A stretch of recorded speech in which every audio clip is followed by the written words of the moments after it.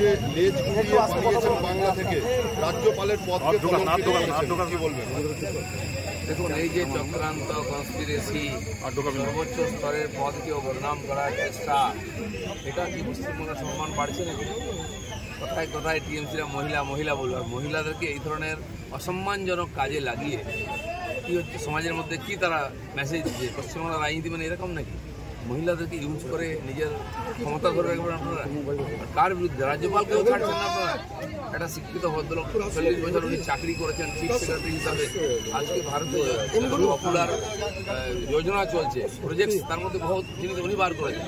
যেহেতু আপনাদের বশ্যতা স্বীকার করছেন না, আপনাদের কথা ইয়েস বলছেন না, তাই তাকে যা বল নেই তাকে নাম ধরে, তাকে কালো পতাকা দেখানো, তাকে যা তা বলা, আর আজকে তাকে চরিত্র হরণ করছেন।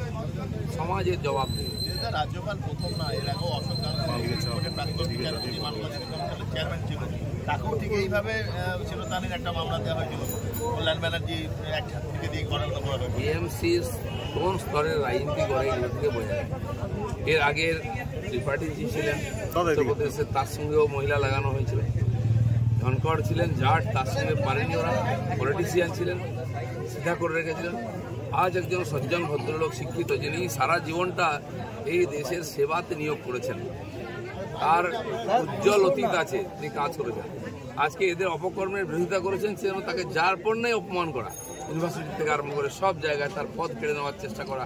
তার সাংবিধানিক পদকে যারা এই ধরনের তার গরিমা নষ্ট করে, তারা কি করে গভর্নরকে দোষ দিচ্ছে? এই সংবিধানের মধ্যে থেকে সব কাজ করেছেন। এটা পশ্চিমবাংলার লোক খুবই লজ্জিত এইসব ঘটনায়। যেমন তাতে দুঃখিত হয়েছে সন্দেশখালীর ঘটনায়, এতে লজ্জিত হচ্ছে। এত নিচে নেমে বাংলার লোক কখনো রাজনীতি করেনি, কেবল ক্ষমতা আর টাকার জন্য এরা এইসব।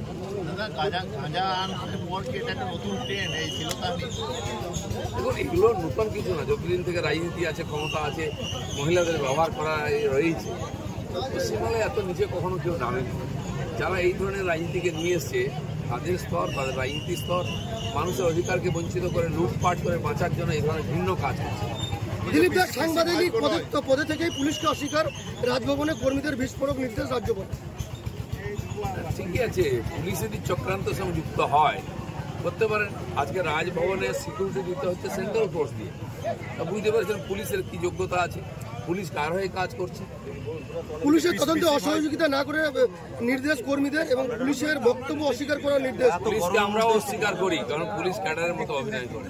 পিসি ভাইপো নয়, সাহস থাকলে আমাদের নাম বলুন। গতকাল মুখ্যমন্ত্রী বলেছেন সব, এতদিন পিসি দিদি বলে ভোট নিয়েছেন, এখন পিসি ভাইপো নামটা বদনাম হয়ে গেছে বলে ভয় করছেন।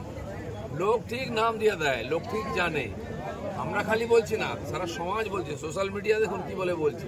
কেন আজ আপনারা বদনাম হয়ে গেছে, নাম পাল্টাবেন?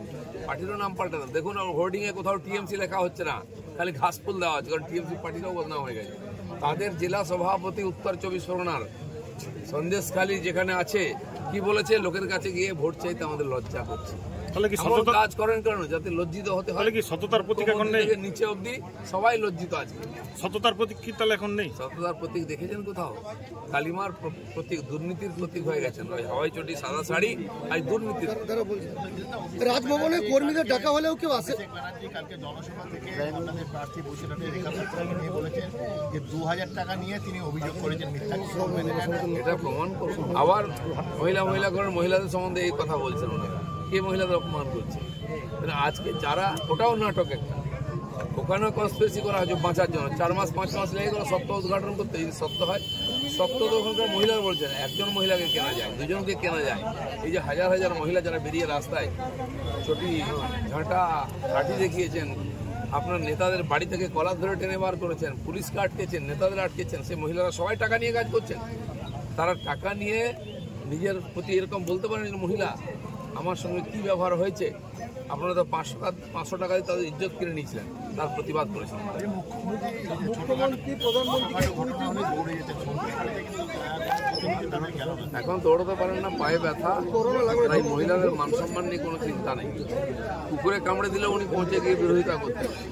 সিবিআই আনো, এখন খুন ধর্ষণ হয়ে যাচ্ছে, কোনো আওয়াজ নেই, খালি ভাইপোর স্বার্থ রক্ষার জন্য চেষ্টা। কেষ্ট জেলে আছে, কিন্তু ওই ছেলেটাই উন্নয়ন করতো, মমতা বন্দ্যোপাধ্যায় বলেছে। আজ ভোট জেতাবার লোক নেই মমতা ব্যানার্জি, তাই কেষ্টর কথা বারে বারে মনে পড়ে। যা উন্নয়ন করেছে গিয়ে কথা থাকে জিজ্ঞেস করুন সমস্ত রাইস সমস্ত পেট্রোল পাম্প নিয়ে নিচ্ছে এই উন্নয়ন করেছে।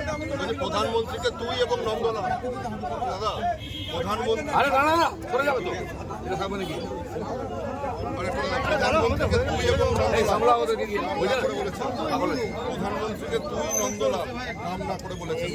উনি যা বলেছেন তার জবাব আমি দিয়েছি আর আমি দেবো। জানি না কার কোনো মান সম্মান আছে কিনা আমার নেতা সম্বন্ধে, তো তাই না দেশের রাষ্ট্রপতি, প্রধানমন্ত্রী, গৃহমন্ত্রী এদের সম্বন্ধে যে শব্দ প্রয়োগ করেছেন ওনারা, দিলীপ ঘোষ তার কটা জবাব দিয়েছে, আগামী দিনেও দেবে। কারণ আমার এটা দায়িত্ব পড়ে বিরোধী পার্টি হিসাবে এই ধরনের ছোট লোকের রাজনীতি বন্ধ করতে। কতটা স্বতঃস্ফূর্ততা রয়েছে? অমিত শাহ এসছে গতকাল দুর্গাপুর, দেখতে পাবেন আজকে মমতা ব্যানার্জিও রয়েছে দুর্গাপুরে। মমতা ব্যানার্জিও রয়েছেন তার পাশে। মমতা ব্যানার্জি দিলীপ ঘোষের পেছন ছাড়েন না। আমি জঙ্গলমহলে ছিলাম, ওখানেই থাকতেন দিন রাত। আজকে বর্ধমানে এসি, এখানে পিসি ভাইপো দুজনে লেগে পড়েছে, হেলিকপ্টার পর্যন্ত রেখে দিয়েছে। বুঝতে পেরেছেন টেনশন। আমি ভোট হয়ে গেলে এখান থেকে বেরোবো, তখন দেখবেন। প্রধানমন্ত্রীকে তুই বলছেন, মমতা হয়ে গেছে, রাজভবনে বয়ান না দেওয়ার নির্দেশ, কারণ যেহেতু পুলিশকে সহযোগিতা করেনি। ঠিক আছে, হয়ে গেছে।